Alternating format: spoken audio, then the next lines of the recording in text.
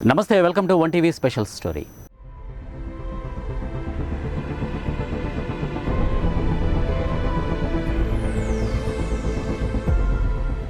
నేల మీద విహారం, నీటి మీద విహారం ఓ రేంజ్లో మత్తెక్కిస్తుంది. అదే ఆకాశంలోనైతే అంటే ఫ్లైట్స్లో తిరిగే వారికి ఇది మామూలే కావచ్చు. అదే ఎన్నడూ ఫ్లైట్ ఎక్కిన అనుభవం లేని వ్యక్తి అమాంతం గాల్లోకి ఎగిరితే ఏమవుతుంది? అదే ఫీలింగ్ తాజాగా జరిగిన ఓ ఘటనలో ప్రయాణికులు బెంబేలెత్తిపోయారు. ఒకటి కాదు, రెండు కాదు, దాదాపు 20 ఫ్లైట్లలో ఒకేసారి జరగడంతో ప్రతిరోజు ఫ్లైట్లలో తిరిగే సూపర్ ప్రయాణికులు కూడా అద్దరిపోయారు. ఒకే ఒక క్షణం అసలు ఏం జరుగుతుందో అర్థం చేసుకునే లోపే చావు దప్పి కన్నులొట్టబోయిన చందన భూమికి క్షేమంగా చేరిన ఘటన గగన విహారికల్లో హాట్ టాపిక్గా మారింది. ఇంతకీ అసలు ఏం జరిగింది? ఒకటి కాదు, రెండు కాదు, అన్ని ఫ్లైట్లలో తలెత్తిన ప్రమాద హెచ్చరికలు ఎందుకు, ఎప్పుడు, ఎలా జరిగాయి? Let's watch the story.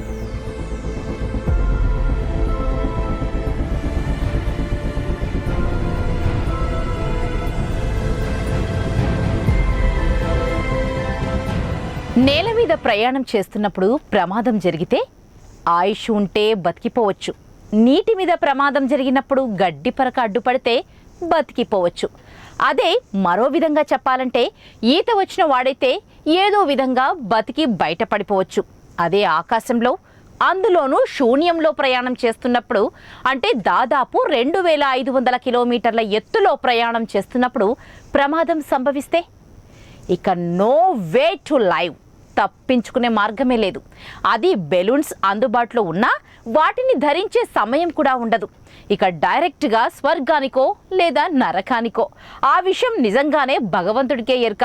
అందుకే ప్రయాణాలు చేసేటప్పుడు ముఖ్యంగా మన ఇండియన్స్ పూజలు, ప్రార్థనలు, మొక్కులు చేసుకొని మరీ బయలుదేరతారు. ప్రమాదం ఎప్పుడు ఏ రూపంలో ముంచుకొస్తుందో ఎవరూ చెప్పలేరు. అదే తెలిస్తే అసలు ప్రమాదం జరిగే చోటుకు ఎవరు మాత్రం ఎందుకు తెలిసి వెళ్తారు? మరో మాటగా చెప్పాలంటే అనుకోకుండా జరిగే ఇన్సిడెంట్స్నే ప్రమాదాలు అంటారు. అంతా కంటి రెప్పపాటులో ఏం జరుగుతుందో తెలుసుకునే లోపలే ఏం జరిగిందో తెలియకుండా పోతుంది. ఇక అసలు విషయానికొస్తే అనుకోకుండా జరిగే ప్రమాదాలు ఇప్పుడు తరచూ జరగడం మాత్రం పలు అనుమానాలకు తావిస్తోంది. ఈ విషయమే మనకు అర్థం కాని మరో ట్విస్ట్. ముఖ్యంగా విమాన ప్రయాణాలు అత్యంత విలువైనవిగాను, సమాజంలో అత్యంత స్టేటస్కు చెందినవిగాను భావిస్తారు. అందులోనూ పుట్టి పెరిగిన గడ్డను వదిలి పొరుగు దేశంపై పెంచుకుంటున్న అభిమానం ముఖ్యంగా ఇండియన్స్కు అత్యంత క్రేజీగా ఉంటుందనేది నగ్న సత్యం. ఈ కారణంగానే యుఎస్, కెనడా, దుబాయ్, ఆస్ట్రేలియా లాంటి దేశాలకు తరలి వెళ్ళిపోతున్నారు. ఇందుకు కారణాలు కూడా లేకపోలేదు. తాము చదువుకున్న చదువుకు ఆ తర్వాత సంపాదించే స్థాయికి పొంతన కుదరకపోవడంతో యువత ఫారిన్ బాటా పడుతున్నారనేది జనమెరిగిన నగ్న సత్యం. దాంతోపాటు డాలర్స్, రూబీల వాల్యూస్, రూపీతో పోల్చితే ఉన్న తేడాలే ముఖ్యంగా యువతను అబ్రాడ్ దారి పట్టిస్తుందని విశ్లేషకులు భావిస్తున్నారు. తమ లైఫ్ను సెటిల్ చేసుకోవడానికి యువత తీసుకుంటున్న నిర్ణయాలను వేలు పెట్టి చూపించే అవకాశం లేకపోయినా జర భద్రమంటూ మన సీనియర్ సిటిజన్స్ సూచిస్తున్నారు.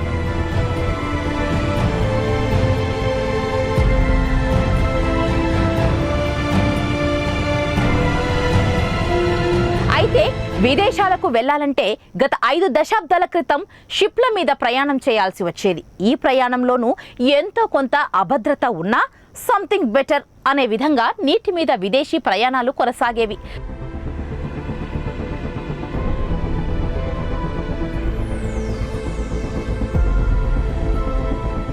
తాజాగా పెరిగిన టెక్నాలజీ, అంది వచ్చిన అరచేతిలో ప్రపంచం అందుబాటులోకి వచ్చిన తరువాత వితిన్ గంటల్లోనే అనుకున్న దేశానికి, అనుకున్న సమయానికి ల్యాండ్ అయిపోతున్నారు.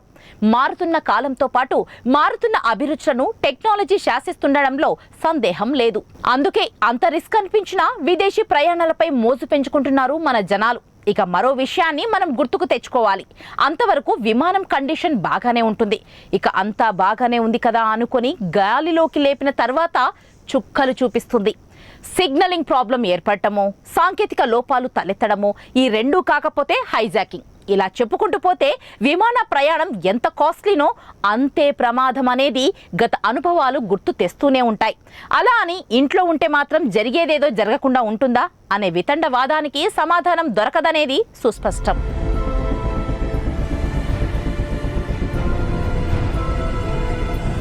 గతంలో కూడా జరిగిన విమాన ప్రమాదాలు వాతావరణం అనుకూలించకపోవడమే అందుకు కారణాలంటూ రికార్డులు చెబుతున్నాయి. ప్రస్తుతం ఇటీవల పరిస్థితులు పూర్తి భిన్నంగా కనిపిస్తున్నాయి. అందులో ముఖ్యంగా నిర్లక్ష్యం, నిర్వహణ లోపాల వల్ల ప్రమాదాలు జరుగుతున్నాయంటూ ఇటీవల నిర్వహించిన కొన్ని ప్రైవేటు సర్వేలు వెల్లడిస్తున్నాయి. దీంతో డీజీసీఏ కూడా ఈ పరిణామాలపై విచారణ మొదలుపెట్టింది.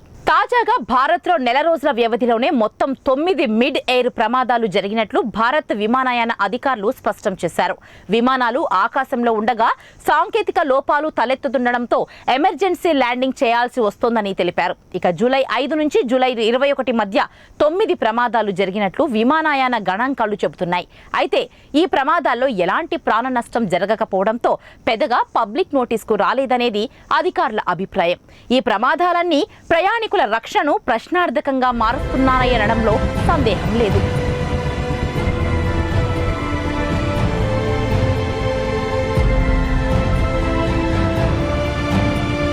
ఇటీవల వరుసగా భారత్ విమానయాన సంస్థలకు చెందిన పలు విమానాలు సాంకేతిక సమస్యలకు గురవుతున్నాయి. ఆకాశంలో ఉన్న సమయంలోనే టెక్నికల్ సమస్యలు వస్తున్నాయి. దీంతో సమీపంలోని విమానాశ్రయాలకు విమానాలను మళ్లిస్తున్నారు. ఇటీవల డొమెస్టిక్ ఫ్లైట్స్ తో పాటు ఇంటర్నేషనల్ విమానాల్లో కూడా సాంకేతిక సమస్యలు తలెత్తుతున్నాయి. తాజాగా ఎయిర్ ఇండియాకు చెందిన Boeing pleat B787 flight number AI934 విమానం దుబాయ్ నుంచి కొచ్చిన్ వస్తున్న సమయంలో సాంకేతిక సమస్య తలెత్తింది. విమానంలో ప్రెషర్ కు సంబంధించిన సమస్యలు ఏర్పడ్డాయి. దీంతో విమానాన్ని ముంబై ఎయిర్పోర్ట్ కు మళ్లించారు.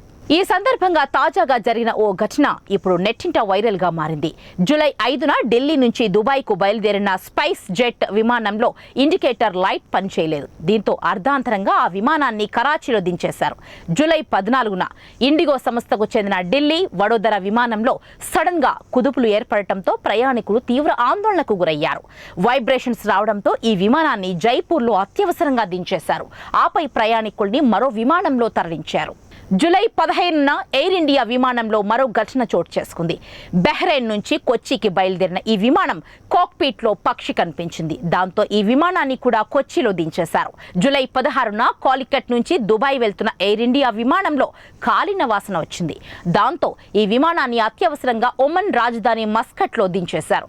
జూలై 17న షార్జా నుంచి హైదరాబాద్ బయలుదేరిన ఇండిగో విమానాన్ని కూడా ఇలాగే కరాచీలో దించేశారు. జూలై 19న ఇండిగో ఫస్ట్ ఎయిర్లైన్స్ కి 20వ తేదీన గో ఫస్ట్ విమానానికి 21న బోయింగ్ విమానానికి కూడా ఇలాగే అత్యవసరంగా ల్యాండింగ్ చేయాల్సి వచ్చింది. దీంతో విమాన ప్రయాణాల్లో భయాందోళనలు వ్యక్తమవుతున్నాయి. ఈ ప్రమాదాలకు కారణం విమానయాన సంస్థల నిర్లక్ష్యంగా పలువురు భావిస్తున్నారు.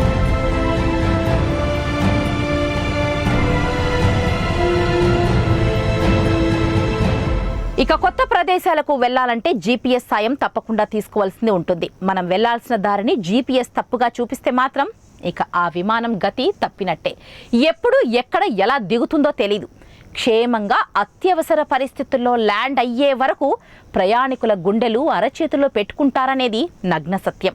అదే నేల మీద ప్రయాణమైతే అడ్రస్ తెలియకపోతే ఎవరినైనా అడుగుతూ చివరకు గమ్యాన్ని చేరుకోవచ్చు. అదే పరిస్థితి ఆకాశంలో ఎగిరే విమానానికి తలెత్తితే అది తలుచుకుంటేనే ఏసీలో కూడా ముచ్చెమటలు పడతాయి.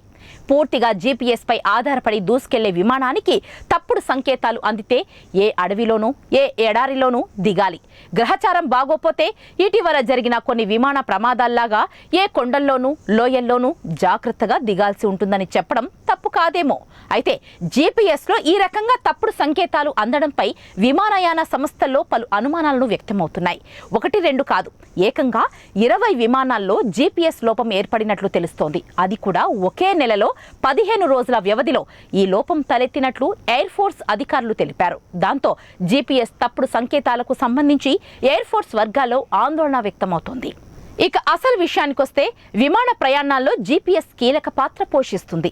టేకాఫ్ నుంచి ల్యాండింగ్ వరకు విమానం ప్రతి క్షణం జీపీఎస్తో కనెక్ట్ అయి ఉంటుంది. ఫ్లైట్ నావిగేషన్ వ్యవస్థకు అనుసంధానమై పైలట్లకు మార్గం చూపుతుంది.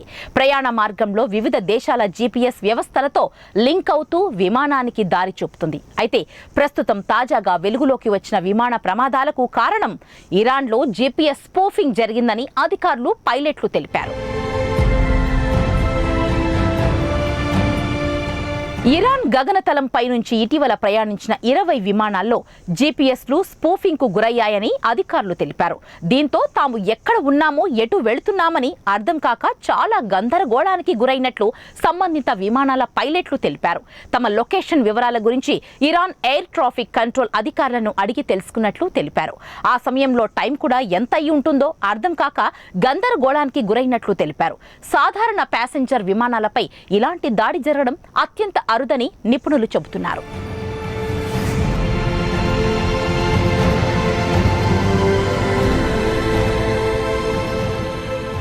ఈ దాడికి గురైన విమానాల్లో బోయింగ్ 777, 737, 747తో పాటు పలు ప్రైవేటు విమానాలు కూడా ఉన్నట్లు అధికారులు తెలిపారు. అయితే ఇరాన్ ఏటీసీ అధికారుల గైడెన్స్తో ఈ విమానాలకు ముప్పు తప్పిందన్నట్లు విమానయాన సంస్థలకు చెందిన పలువురు అధికారులు ప్రకటించారు. కేవలం 15 రోజుల వ్యవధిలో 20 విమానాలపై ఇలా దాడి జరగడంతో అప్రమత్తమైన అధికారులు లోపాలను సరిదిద్దే ప్రక్రియలో భాగంగా చర్యలు చేపడుతున్నట్లు సంబంధిత అధికారులు తెలిపారు. ఇది వాల్టి 1TV స్పెషల్ స్టోరీ.